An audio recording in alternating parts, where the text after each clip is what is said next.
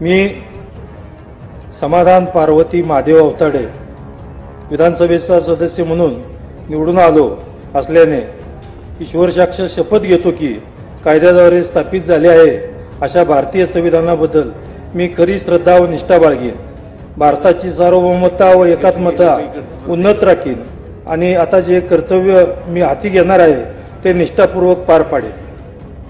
विधानसभा निवडणुकीमध्ये राज्यात महायुतीचे सरकार स्थापन झाले।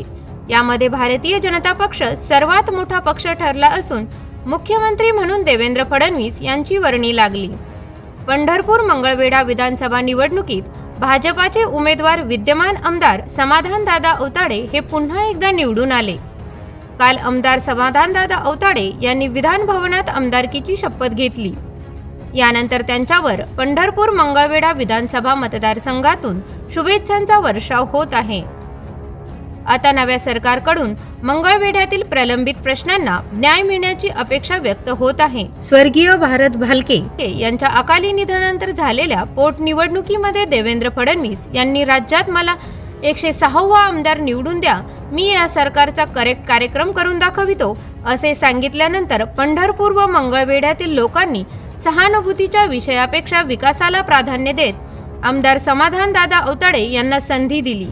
यानंतर मिळालेल्या 3.5 वर्षात अवताडे यांनी पंढरपूर व मंगळवेढा तालुक्यातील अनेक वर्षापासून प्रलंबित असणाऱ्या विषयांना सकारात्मकता दाखविली। उपसा सिंचन योजना, MIDC यासह अनेक ग्रामीण भागातील रस्ते तसेच विविध योजनांना 1000 कोटीचा निधी मंजूर केला आहे। यामध्ये शिक्षण, आरोग्य, रस्ते यासारख्या महत्त्वाच्या कामांना मंजुरी मिळाली आहे। आता चालू कार्यकाळात ही कामे पूर्णत्वाकडे जातील ही अपेक्षा आहे। राज्यात मोठ्या बहुमताने सत्तेत असलेल्या भारतीय जनता पक्षासाठी मंगळवेढ्याच्या दुष्काळी भागातील जनतेला पर्यटन व इतर सेवा सुविधांचा उद्योगाला चालना मिळण्यासाठी महात्मा बसवेश्वराच्या स्मारकाला मूर्त स्वरूप देणे आवश्यक आहे।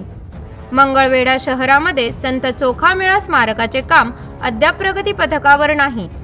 तांत्रिकदृष्ट्या मंजुरी मिळविण्यापासून संत चोखामेळाचे अतिशय देखणे स्मारक व अध्ययन केंद्र उभारणीबाबत काम करावे लागणार आहे।